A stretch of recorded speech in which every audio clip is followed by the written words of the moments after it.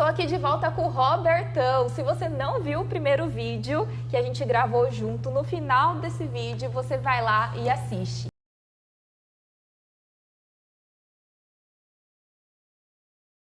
Agora a gente vai falar sobre treinamento de alta performance. E se você ainda não conhece, eu preciso apresentá-lo para vocês, tá? Ele é pós-graduado pelo Grupo de Estudos Psicodrama Aplicado ao Esporte. Tem mestrado, doutorado e PhD pela Albert Schweitzer.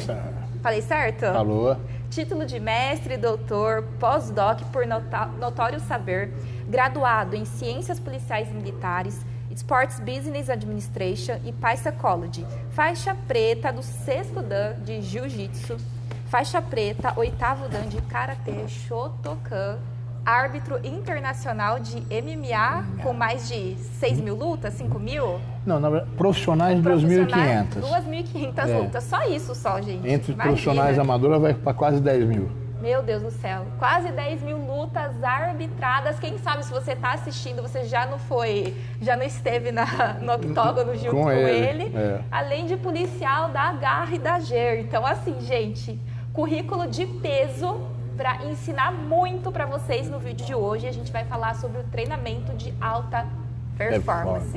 Você já trabalhou com alguns atletas, já esteve nos Estados Unidos presente, conheceu alguns pessoalmente? Eu tive a sorte de, quando eu fui fazer, eu fiz o meu antigo, chamava-se colegial, hoje não chama mais, hoje chama ensino médio. Eram 3 anos, eu fiz na Escola Preparatória de Cadetes do Exército, tinha um vestibular bem difícil.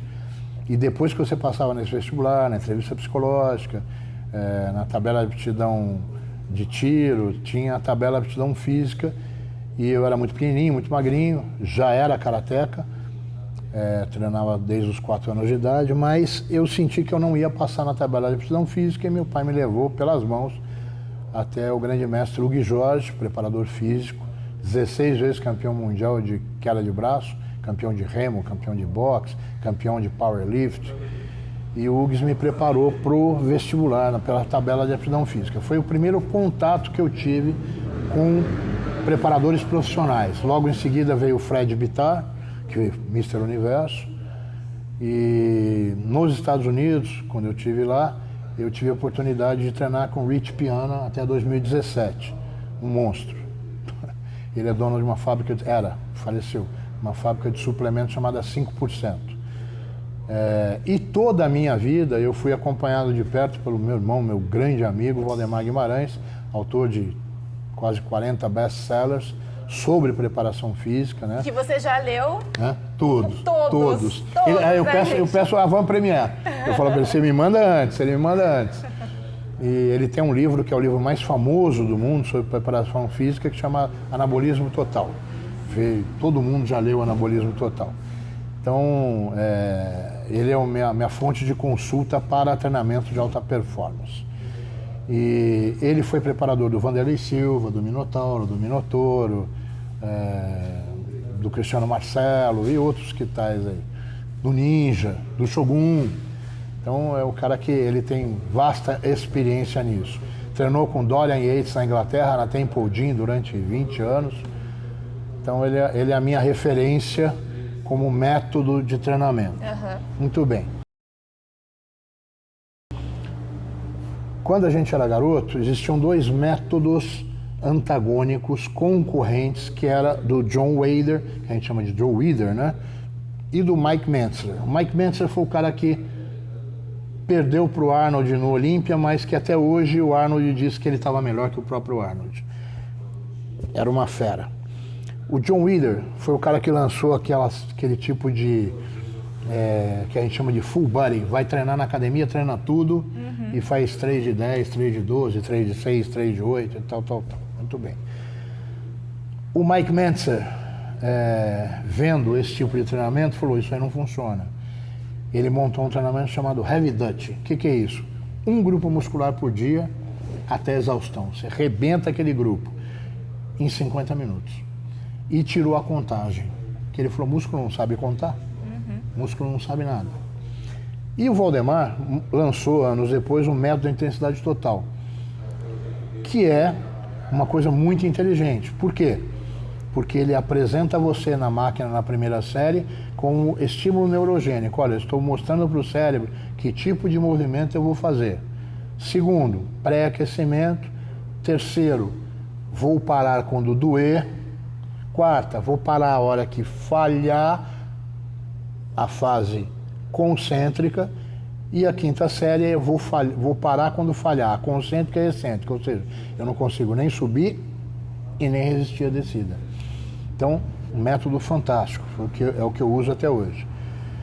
E sem contagem.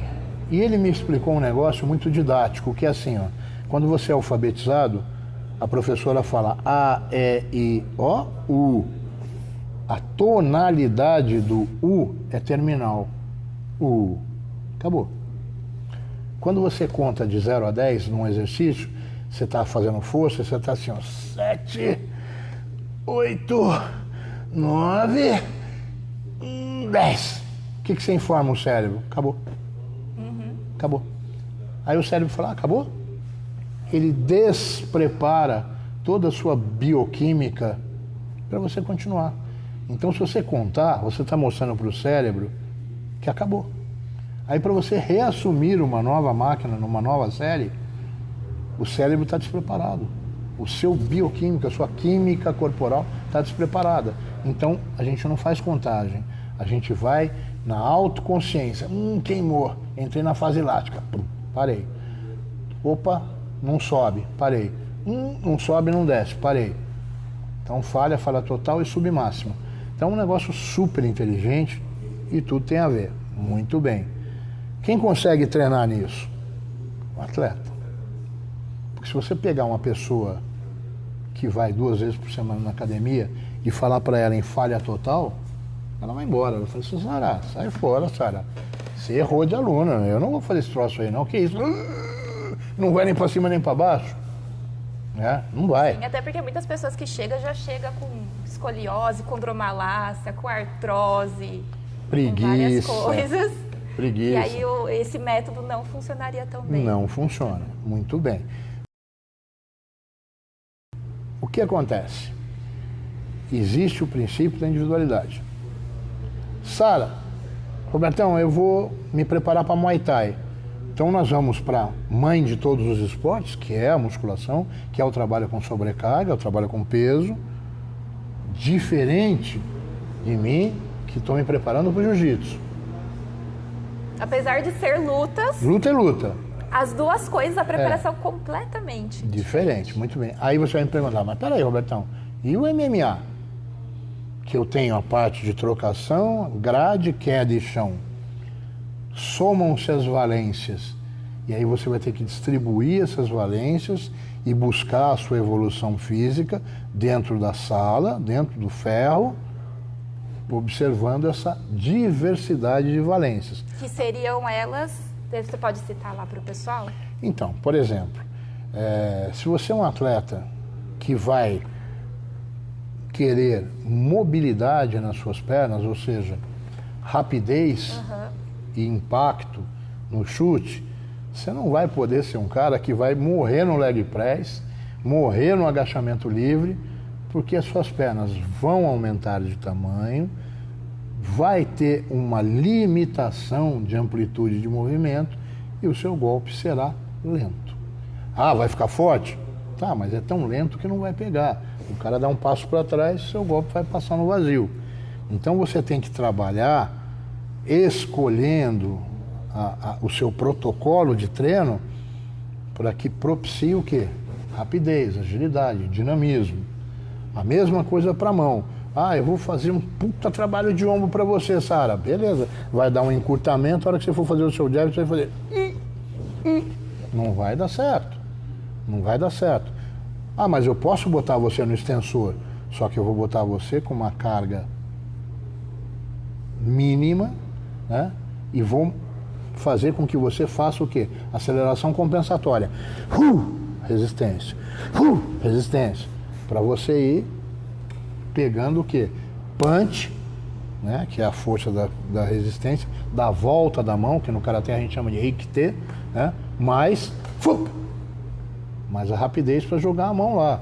Então existe essa necessidade de adaptar o esporte.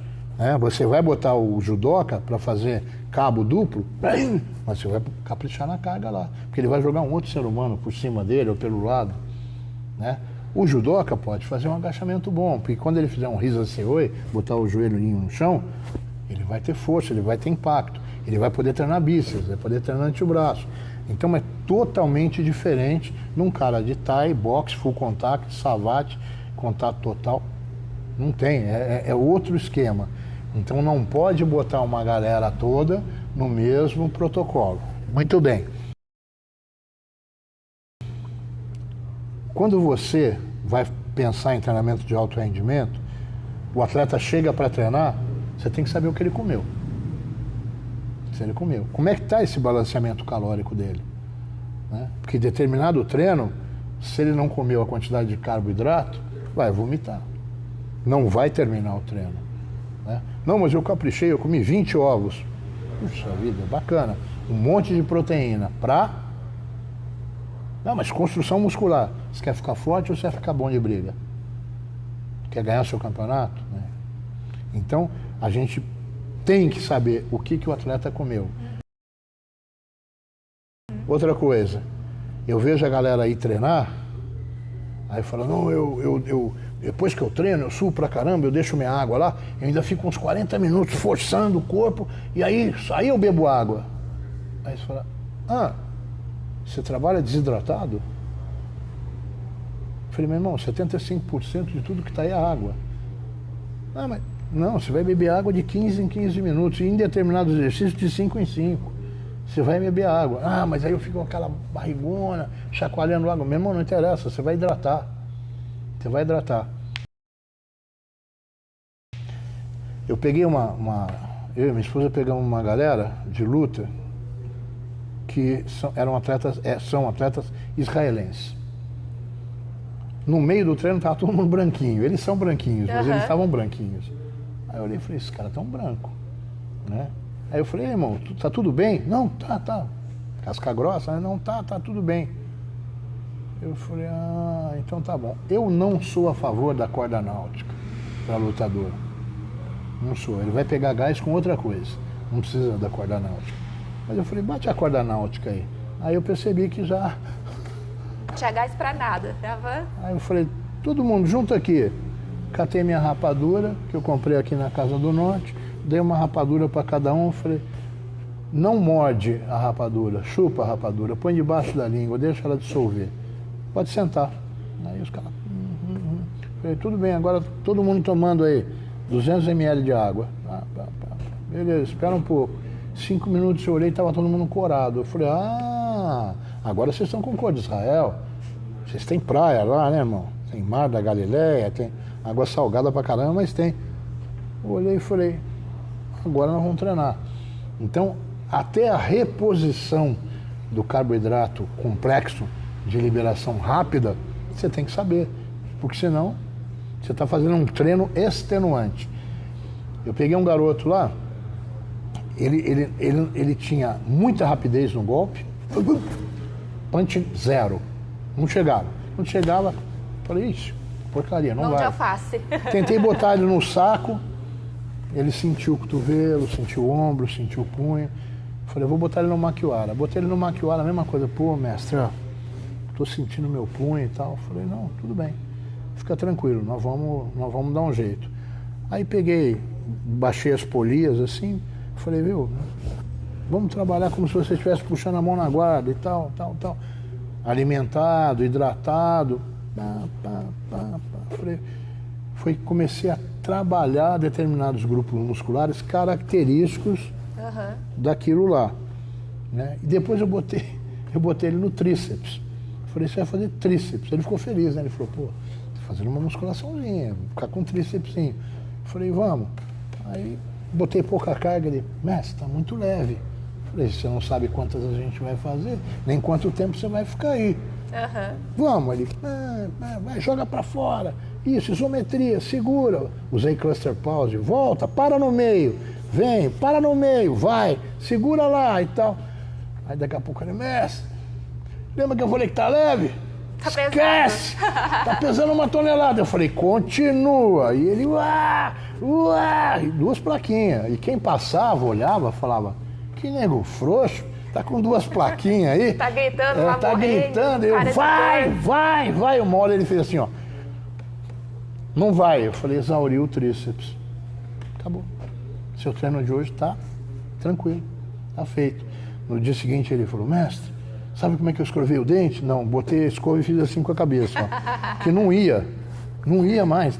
Uma dor muscular. Eu falei, essa dor prova que você não vinha trabalhando a musculatura que você precisa requisitar para subir a guarda, manter a guarda alta e fazer a sua combinação de golpe em pé, né? Depois eu tive bastante dificuldade com esse mesmo atleta, porque ele ficou até bonzinho de jab direto, o upper era uma porcaria, o cruzado era uma porcaria, o swing então entrava de lado.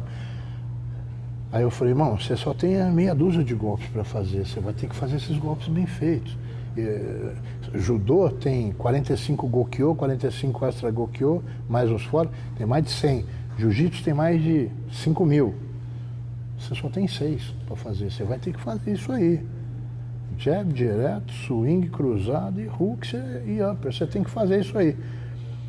Só que, além de fazer, você tem que impactar, você tem que contactar. Então, a gente guiou o treinamento. É chato, porque você tem que particularizar e parece que, estou esquecendo do footwork. E realmente, a hora que eu vi que ele estava bom de mão, ele estava péssimo de pé. Os pezão grudados no chão. Eu falei, mano, com esse pé grudado aí eu vou te achar. Você não está em distância, você não está se movimentando. Aí depois tiver que parar para poder fazer o trabalho de footwork. Então, só que assim, quando você fala treinamento de alta performance, você já está falando alimentação de alta performance, suplementação de alta performance, sono de alta performance. Né? O cara começou na alta performance, eu falei, meu irmão, você não vai dormir, tá? Nossa, mas eu estou tão cansado. Você vai ficar a noite inteira cansado e não vai dormir.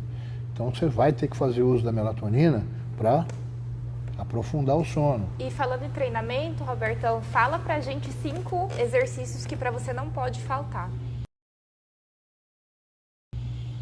Olha, 5 que devem faltar primeiro. Que devem faltar. É para tirar da lista, na sua opinião. Vai agachamento livre. Agachamento livre por quê, Robertão? Não deve fazer, você acha? Não deve fazer agachamento livre, é condenável para atleta de luta. Por quê? Porque em determinado momento do seu cansaço, da sua fadiga, você libera, em japonês chama hara tanden, ou seika tanden. Você libera o abdômen e vem para o lombar. Então, usa o Smith, usa a barra guiada. E com as teclas de segurança. Vê até onde vai, bota a teclinha ali. Cansei, solta. A tecla está te segurando. Tá. O que a gente tem visto de nego fraturando cervical, caindo em cima do aparelho, horrível. Não faça. Então, primeiro.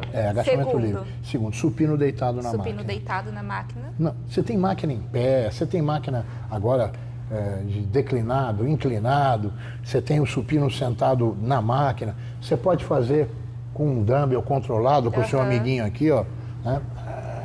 Bonitinho. Você pode fazer, não tem um amiguinho para me ajudar, bota o banco no crossover angulado, deita, pega na manoplinha, peso compatível,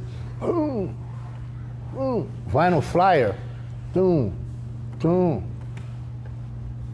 encurtado, amplo, vai brincar, esquece supino sentado. Mais um. Você falou sentado ou deitado, que é para esquecer? Deitado, esquece. Deitado, esquece. Terceiro que não deve fazer? Avanço. Avanço. A galera não sabe se colocar no avanço, né? Confunde avanço com afundo, né? O joelho passa da ponta do pé e aí vem as lesões gravíssimas de tendão patelar, cruzado, lateral e tal. Não faça avanço. Quarto. Tem gente que sabe fazer avanço. Mas a esmagadora maioria não sabe fazer avanço. Tá? Quarto, aí vai ser polêmico. Não, pra mim você já tá sendo polêmico, porque aqui no canal, e depois a gente pode conversar sobre isso, senão daria um outro vídeo, né? Mas eu recomendo o supino, com algumas pesquisas. Eu tenho respaldo científico para falar de supino, agachamento livre. Mas isso, gente, daria um outro vídeo. E aqui a gente tá com um bate-papo com o Robertão. Então eu quero que vocês peguem a opinião dele. Ele tem vivência fora, é um cara espetacular, com mestrado, com doutorado, pós-doc, enfim. Então é interessante que você veja opiniões, e essas opiniões podem ser divergentes, e eu acredito que isso não tem problema. Eu acredito que se você olhar só um lado, você fica assim, né? Interessante que você tenha múltiplas opiniões para que você escolha uma. A galera me vê fazendo o supino deitado na academia, e eu encosto a barra no peito e faço. Treino curtinho, aquecendo o manguito rotador, aquecendo o ligamento, aquecendo as minhas articulações, mexendo aqui na inserção do úmero. Aí você fala, pô, mas você fala para não fazer. Risco zero. Aí eu venho no meio do exercício e faço assim, ó. 15 graus, 10 graus. Cara, porra, risco zero. Aonde você detona o seu peitoral? Sobrecarga. Entendeu? Normalmente o cara bota o cotovelo ou um pouco mais para frente, ou um pouco mais para trás, e não sabe aonde colocar a barra. Então, para evitar-se, o movimento não é condenável, para evitar-se o efeito ruim da má execução, né? Porque hoje, se você pegar 90% das academias são low cost. O professor passa, tá vendo que você está fazendo uma porcaria e vai embora. E não vai falar nada. Não vai falar nada. O aplicativo é igual para todo mundo. Não importa se você tem uma lesão, você saiu da fisioterapia, se você treina há 20 anos, é o mesmo treino. Não tem individualidade nenhuma. Não tem nenhuma. Nenhuma. Então, eu não recomendo em função das bobagens que as pessoas fazem. É o que eu te falei, tem gente que faz um afundo perfeito, mas tem gente que não sabe fazer afundo. Vai fazer, o pé faz assim, o joelho faz assim, ó, passa da ponta do pé. Ou o agachamento, às vezes a pessoa tem valgo dinâmico, não sabe, o professor não corrige. Isso. E a pessoa tá lá, ó, lesionando o joelho. Nas lutas a gente chama de fuga de joelho, né? O cara faz, você fala, e tem um monte com valgo na academia, tá lá. Um monte. Aí você fala, você está fugindo o joelho, você não tá vendo o que? Olha no espelho e tal, entendeu? Não recomendo. Muito bem. Outro que eu não recomendo, o que a gente chama de desenvolvimento militar na barra guiada por trás da nuca. Não recomendo. Sabe por quê? Porque mais hora, menos hora, seu manguito vai pular. Seu manguito vai pular. Você não precisa desse movimento. Não é um movimento que você vai utilizar em situação nenhuma da luta. Nenhuma. Eu quero fazer desenvolvimento militar. Tudo bem, tem aquela maquininha que você recosta, faz aqui, mas eu quero fazer na barra guiada. Vai lá, põe o banco para trás, chegou na altura certa, faz, né? Não, mas eu quero enfiar o banco lá e botar o negócio aqui na nuca.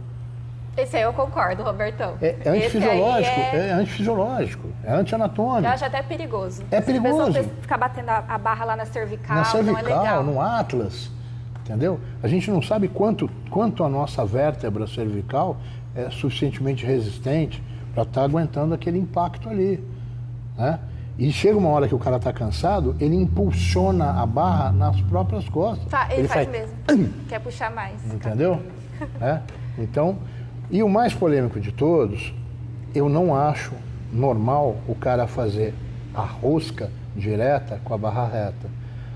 Mas fica semi-pronado, Faz na W. Faz na W. Você vai evitar a epicondilite bilateral. Faz na barra. Não, a outra pega. Pega mais contração, ponto de contração de bíceps. Pega. Mas você vai ter problema. Então, para que você, que é um atleta de alto rendimento, vai se expor a uma lesão que vai te tirar um mês daquele chega uma hora que a epicondilite berra. Sim. Você faz assim, 2 quilinhos não vai. Né? Então não faz com a barra reta, faz com a barra curva. Tem outras cretinices que a galera faz na academia. Assim, existem duas mesas que eram para ser consideradas squats, mas só são mesas, porque não tem o peso. Você põe a barrinha lá e faz. Uma, ela tem uma inclinação aceitável, a outra, ela é muito inclinada. Esta muito inclinada, o que acontece? Quando você vai fazer a rosca squat, a tendência, com você cansado, ela provocar uma hiperextensão do seu cotovelo. né? E aí você quer trazer aquela coisa na marra. Tem gente que faz assim, ó, e pior, tem gente que faz assim, ó. Aí quando chega aqui, tá leve, faz e o bíceps pula fora. Isso aí Entendeu? Uhum. Então quando eu vejo o cara fazer, eu falo, meu Deus, vai. Se tá nas minhas experiências, eu falo, tá maluco? Quem mandou você fazer isso aí? Tira esse troço daí. Eu imagino treinar com você, Robertão. Deve ser... Não é fácil. Não deve ser fácil. Só o jeito dele falar aqui já ficou... Meu Deus. Não é fácil. Imagina. Assim, mas eu explico, eu deixo avisado. Falo, a gente veio aqui, a gente vai sair daqui e tomar açaí. É o que a gente fala na brincadeira no sparring. Você xinga os outros lá enquanto você tá dando treino? Tem que xingar, né? Porque você fala uma vez, fala duas, fala três, aí você fala, meu irmão, qual parte que você não tá entendendo? Você é burro? Eu tô falando com você não tá fazendo, cara, né? E o mais engraçado... Ou você é burro ou você não entendeu. Faz o que eu tô falando pra você fazer. A minha filha caçula, ela treina com uma outra pessoa, porque ela desistiu de treinar comigo. Porque ela é bailarina profissional, coreógrafa, né, super alongada, e eu já falei pra ela, você precisa dosar flexibilidade de alongamento com hipertrofia. Você precisa ter densidade muscular, principalmente de quadríceps e bíceps femoral. Mas elas têm medo de mexer com bíceps femoral para perder a sua capacidade de alongamento. Então eu brigo com ela, falo, quanto mais flácido tiver, mais estoura, né? Então vamos muscular seu bíceps femoral e tal, né? E ela fazendo stiff era uma piada, né? Eu falei, isso não é stiff. Aí ela dava uma caprichadinha e falava, isso não é stiff. Pai, você não está ajudando. Eu falei, isto não é stiff. Aí eu começo, isto não é stiff, né? E aí, hoje ela está treinando, graças a Deus, e tá bem. Outro dia ela me botou assim, pai, meu crush na academia. Eu falei, primeiro esse cara tem que vir treinar comigo para saber se ele pode treinar com você. Aí o cara falou, pô, me dá uns meses aí. Mas o treinamento de alto rendimento não é fácil. O cara tem um objetivo, né? E o objetivo... graças a Deus, hoje o objetivo é mais claro. Vou para o Mundial sem kimono. Vou para o MMA. Vou para não sei quem. E o engraçado é assim, vou lutar MMA. Com quem? Aí a gente estuda o cara. Vê quais são as falhas, as valências do cara e tal. Para poder adaptar um treinamento, para ele lidar com... esse cara você vai ter que botar para baixo. Então nós vamos fortalecer seu lombar. Nós vamos ter que fortalecer movimentos de contenção e retenção. A gente falou sobre os 5 que você não recomenda, agora eu queria que você falasse sobre os 5 que você recomenda. Olha, eu sou radical no treinamento de alta performance da execução da aerobiose. Eu acho que o cardio é muito importante, né? Mas eu gosto de fazer elíptico, faça. Eu gosto de fazer a bike, gosto de fazer o spinning, faça. Eu gosto de fazer esteira, faça. Eu gosto de fazer escada, faça. Muito bem. Quando? Nunca antes do treinamento. Né? Do técnico ou do físico? Do físico. Do físico de força? Do físico de força. Sempre depois. Aí eu posso separar um dia só para aerobiose? Pode. Deve? Não. Mas pode. Pode sim. Eu sou a favor de você fazer o seu protocolo de treinamento diário, hidratar, carbozinho, carb up, rapadurinha, alguma coisa assim do tipo, uma barrinha, desce, vai para a bike, 20 minutinhos. Muito bem. Você é a favor de correr na esteira? Não. Você já teve um déficit de ATP muito grande para você arriscar queimar fibra muscular. Queima a fibra? Hoje eu vi um cara dizendo, não queima a fibra. Queima sim. Mas e fora da esteira você recomenda ou não a corrida? Não, eu recomendo. Tá. Recomendo. Só na esteira que não. Não, na esteira pós-treino não. Né? Eu acho que se você fizer uma caminhada de 5 até 6,2, 6,3 km por hora, está muito bem feitinha durante 20 minutos. Né? Mas você recomenda uma esteira de 60 minutos a 5 por hora, brincando com a inclinação, dropando a inclinação de 30 em 30 segundos? Sim. Você recomenda nesse dia isolado de esteira, tiros? Sim, rápidos. Nada de tiro de 5 minutos que não dá. Né? É tiro de 1 minuto, tiro de 15 segundos, tiro de 20 segundos, tiro de 30 segundos. De quando? De 7,3 km por hora a 9,5. Tá ótimo. Mas por quê? Valdemar Guimarães sempre fala uma coisa: corredores correm, nadadores nadam, lutadores lutam.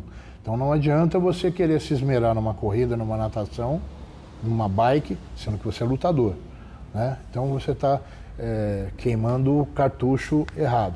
Ah, mas eu posso pegar minha família e correr na Lagoa do Taquara? Pô, lógico que pode. Tomando um solzinho, vai tomar um açaí depois, né? Comer um pastelzinho que não deve, mas pode, né? Não tem problema nenhum, né? E uma coisa que eu venho percebendo, Sara, ao longo do tempo, é assim, eu tenho visto muito youtuber dizendo, não faça isso deste jeito, né? Então, outro dia tinha um cara falando, não faça tríceps assim. Aí eu olhei, um franguinho com os bracinhos assim, sem tríceps. A gente falou do primeiro exercício que você recomenda, que são exercícios aeróbicos. Segundo, você não pode prescindir de... A antiga, no meu tempo, chamava-se mesa romana, hoje chama cadeira extensora. Uhum. Não pode prescindir de cadeira flexora. Não tem como. Ah, mas eu faço a flexora aquela em pé. Pode fazer. Eu faço aquela deitada. Pode fazer. Não tem problema. Existe a polêmica da elevação de quadril, a máquina de elevação do quadril. Não me dei bem com a elevação de quadril, me deu dor no lombar, me deu dor na coxídea, meu pescoço ficou retesado, senti meu trapézio. Vai pro cabo, faz glúteo no cabo. Né? Tem aquelas máquinas de empurrar do glúteo também, que você segura, se você se posturar bem, se você se colocar bem, aquela máquina lá... Lutador tem que treinar glúteo, Robertão? Muito! Porque eu tenho homem com preconceito de treinar glúteo, né? Muito. O chute só vai ficar bom, seguro, certeiro, preciso com glúteo. Então amanhã vai estar todos os homens aí na academia treinando glúteo. Tem que treinar glúteo. Tem que treinar glúteo. Né? Agora, tem gente que vai gostar mais do que o outro treinar glúteo. Aí não tem problema nenhum, né? Sim. Hoje em dia não tem problema. Né? Agora, o lutador tem que treinar glúteo. Né? Lutador treina quadríceps e não treina bíceps femoral. Primeiro tip que ele der e aquele estirar, ele vai ficar 3 meses em casa, com aquele hematoma embaixo do bíceps femoral. Lutador tem que treinar. Lutador tem que treinar pescoço? Lutador tem que treinar. Com certeza. Tem que treinar pescoço, mas tem que tomar cuidado. Porque tem uns animais que fizeram uma máscara, penduram um gancho, põe anilha e... cuidado, vai aninhar a cervical. Né? Então tudo tem que ter parcimônia, tudo que tem que ter uma progressão de carga, né? E parar de ouvir YouTube imbecil. Porque no mesmo dia aparece um cara falando, não faça elevação de quadril. No outro, faça elevação de quadril. Não faça o agachamento no Smith na frente da barra, atrás da barra, só embaixo da barra. O outro fala, faça na frente, embaixo sumô e atrás. Então você fica louco. Então a minha opinião é o seguinte, ensaio e erro. Ensaio e erro. Vamos ver o que fica bom para mim e o que fica bom para você. Né? Tem gente que reage muito. Né? Eu tenho um amigo meu que reage com a cadeira extensora, que é impressionante. Às vezes eu fico olhando e falo, não vou botar esse cara para fazer agachamento. O cara está muito bem de quadríceps, muito bem. Apareceu um maluco agora aí dizendo que tem o leg que você empurra, a cadeira sobe. E tem um leg que a cadeira fica e a plataforma vai. São diferentes. São diferentes. Né? O braço da alavanca é diferente, então tem que tomar cuidado. Mas o que a mulherada está fazendo? Faz assim, cruza a perna, unilateral, pezinho de lado e faz lá. Tem um cara que está arrebentando no YouTube dizendo, não faça isso, não faça isso. Tem uma moça na academia, atleta de luta, que faz de MMA e ela está se dando super bem com o movimento. O que eu vou fazer? Falou, tem um cara lá na internet ou no YouTube que mandou você não fazer? Faça. Faça. Né? Então existem coisas que são imprescindíveis. Né? O tríceps é imprescindível. Agora, você quer que eu fale para você? Eu não recomendo para lutador tríceps testa, é extremamente lesivo. Sabe por quê? Porque o cara põe carga. Você fala para o cara, cuidado com a carga. Ele põe carga. Pullover, não recomendo. Por quê? Porque ele põe carga. Tem agora as máquinas de pullover sentada, eu falo, faz na máquina, mas não faz no banco. Né? Outra coisa, se você souber aonde estacionar o movimento e voltar ao movimento. Tem um cara que faz assim, ó. Ele passa da linha do deltoide. Vai pagar. vai pagar. Outros que você recomenda? Outros que eu recomendo. Fala mais 3 pra gente. Olha, abdominal na corda na polia alta. Aí aquela cadeirinha que tem na academia lá, não faz o mesmo efeito do que... Robertão, abdominal com peso no abdômen, você recomenda? Não. Em cima do abdômen. Eu fiz muito, por desconhecimento na minha época, e hoje eu tenho uma coisa chamada palombismo. O que é isso? Eu tenho protusão.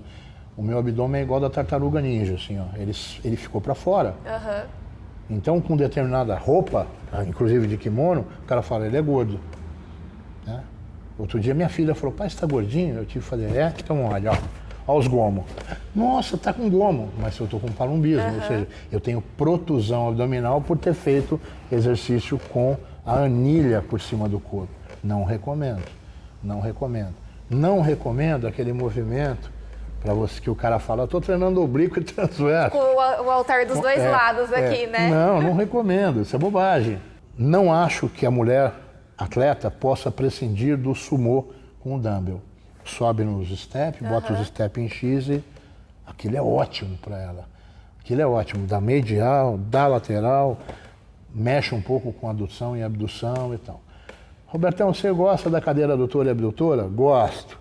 Hoje já existe a adutora e abdutora que você faz em pé. Sim. Bem legal também. Agora, tem que tomar cuidado com aquela mulherada que segura na carenagem e levanta o bumbum para fazer. Aquilo requer um timing, uma precisão.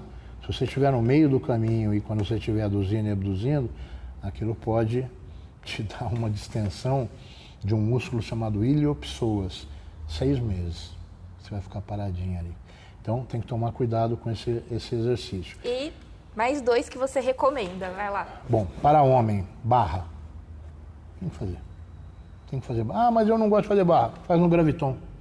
Tira um pouco de peso lá e faz no graviton. Qual pegada, Robertão? Com as 3. Pronada, supinada e centralizada. Acabou. Barra. O homem tem que fazer barra. Né?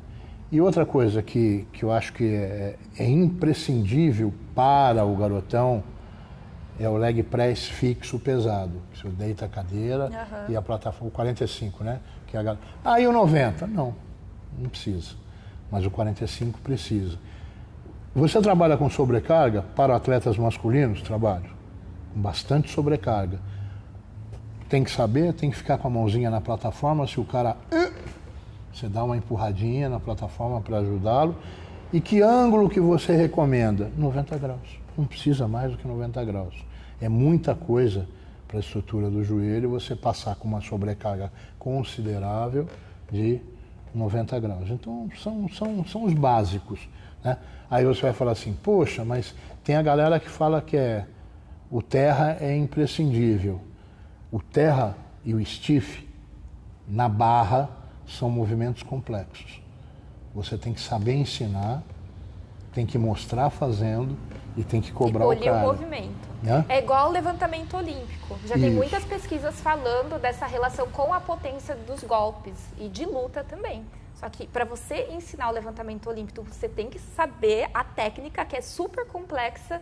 E para o cara aprender toda a técnica vai demorar. Pode pôr no mínimo 6 meses de aprendizado aí, de LPO. E é uma coisa muito complexa. É válido, As atletas de luta, Sara, eu tenho colocado para fazer stiff e agachamento no cabo. Eu ponho no quarto furinho, estico elas bastante, meto carga, boto o meu pé na frente do pé delas assim, ó. E aí ela estifa. Com o cabo é fácil, porque o cabo te leva para o stiff e o cabo não deixa você, só você não encolher o cotovelo. O cabo volta. Então, eu tirei o stiff da barra, que dava muito problema de lombar, muito problema. Fazia, esfriava a menina, falava, mestre, sentiu lombar. Então eu estou fazendo com o cabo. E o agachamento também. Levo no cabo, estico o braço, jogo o peso para frente. Agora senta a bunda lá atrás. Dá para fazer curtinho, dá para fazer um clusterzinho até a meio, do meio até em cima. Então eu lido bastante com isso aí. E tornar os momentos que ela tem na academia, ou ele tem na academia, rápidos e intensos. Né? Quando as pessoas vêm treinar, pessoas novas vêm treinar, eu falo, trouxe o saco? Que saco? De vômito. Olha como quer treinar com ele. Saco de vômito. Vai vomitar. Não vai vomitar no chão da academia que a mocinha da limpeza vai ficar brava com a gente. Então, traz o saquinho de vômito. Vomita e sai correndo pro banheiro. Né? E acontece. Aí o cara com 3 treinos fala, olha, eu não estou vomitando mais. Fala, viu? Então, a intensidade traz essa regurgitação. O cara fala, meu Deus. E no começo é engraçado, porque o cara toma os pré-treinos, toma a água pra caramba, a hora que ele vomita assim, ele vomita só aquilo que ele comeu, né? Recentemente eu falo, ó, seu pré-treino foi, sua água foi, repõe. Mas eu vomitei, repõe. Aí ele vai lá, toma um pouco mais de pré-treino, um pouco mais de água e volta para o treinamento. Mas tem que trazer o saco de vômito. Para começar, tem que trazer o saco de vômito, porque... e é incrível que ele se sente mal, porque ele fala, pô, estou com baixíssima carga, só que estou quantitativo, estou com uma repetição alta, e quando eu estou... De novo, mestre, eu não respirei, eu não descansei, sei que não quis, eu te dei o tempo, vai, entra na máquina, né?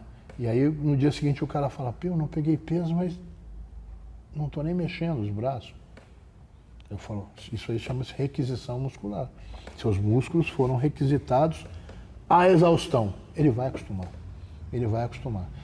E é engraçado, porque eu levo ali na Estação Cultura do Macena, depois de um certo tempo eu falo, enfia a mão no maquiwara. No começo era assim, batia no maquiwara, a mão virava, dava dor no cotovelo, dava dor no ombro. Aí, uns tempos de treinamento, o cara chega no maquiwara lá, bem, ele se sente seguro, ele fala, eu tô com uma pancada na mão, eu falo, carta na manga. Na hora que o negócio apertar, acha a distância e senta a mão. Então isso dá para ele o quê? Segurança. Ele fala, pô, o treino tá encaixando no jeito de eu lutar. Então tá fazendo com que eu me sinta melhor, mais pronto, mais conectado, mais focado, né? Eu falo, você tem que se blindar. O treinamento vai te blindar. Eu não quero que você fique... eu quero que você fique blindado, duro. Eu quero que o cara se arrependa, o seu adversário fala, maldita hora que eu subi. Né? Escolhi o adversário errado, o local errado, luta errada, hora errada. Né? A hora que você bater, o cara fala, meu Deus do céu, não quero tomar outro. E aí ele começa fuga e esquiva. E aí você domina a luta. Robertão, considerações finais sobre esse assunto de alta performance, exercícios, os riscos, as lesões. A gente tem que fazer com que o treinamento se adapte à individualidade do atleta, à individualidade da luta e inclusive até à individualidade do oponente. Fugir das lesões, fugir dos movimentos mirabolantes, né, abdominal de cabeça para baixo, que eu já vi na academia, tem um monte, né, são coisas desnecessárias. Entender que o atleta de alta performance, ele treina com peso, mas ele não é bodybuilder, ele não é powerlifter, ele não é crossfitter, né? Então, o movimento é para a luta, é destinado à luta. É outra intensidade, é outra sobrecarga e são outras técnicas utilizáveis para que ele possa evoluir. E eu quero agradecer aqui ao grão-mestre André Gomes, onde a gente grava todos os vídeos, ou quase todos, na verdade, do Ciência do Ringue, uma academia fantástica para você treinar Muay Thai aqui na cidade de Campinas e aqui onde a gente está gravando os vídeos com o Robertão. Muito obrigada. Obrigado, Sara. Ciência do Ringue é o show. Estou com o prazer de ter com o meu amigo Robertão aqui, amigo de longa data, né, que toda vez que a gente precisou dele, em termos das artes marciais, sempre esteve presente e sempre elevou o nome dos treinadores, né, os treinadores, os professores, os mestres aqui da cidade de Campinas, sempre está valorizando. Então é uma coisa que político não faz, mas os amigos fazem. Obrigado, Roberto. É isso aí. Prazer, é uma honra estar aqui com o mestre André Gomes. Como eu falei para a Sara, falei, sou amigo dele desde que a gente tinha cabelo. Né? Amigo de longa data. A gente se conhece antes da gente ser formado, antes dele ser cruan de preto e eu faixa preta, né? E pegamos uma fase bem agitada na cidade de Campinas, né, André? Pegamos. A gente tinha que realmente lutar pelo nosso espaço. né? O couro comia na rua, o couro comia na calçada, né? Tivemos alguns inimigos incomuns aí que, né, tivemos que dar presta atenção nos caras. Isso fez parte da história da arte marcial da cidade e hoje, graças a Deus, a união se fez, está todo mundo amigo, está todo mundo comemorando e se congratulando e todo mundo dando aula para todo mundo, e isso é a parte mais bacana. E o legal é que ele está aí com o legado dele continuando, a doutora Sara, né, com um super canal aí informativo, trazendo o que há de melhor em termos de esporte, né, de preparação esportiva e tudo que cerca a preparação do esporte e da arte marcial, né? Então é isso aí, Deus abençoe todo mundo aí, o André, a família toda aí. É uma honra estar aqui no CT André Gomes. Os melhores sempre estarão aqui. Quero te agradecer, Robertão, pelo vídeo de hoje. E esse aqui foi mais um Nocaute da Ciência. Se você ainda não assistiu o primeiro vídeo que eu gravei com ele, pega a recomendação que vai aparecer para você nos próximos 5 segundos e até mais.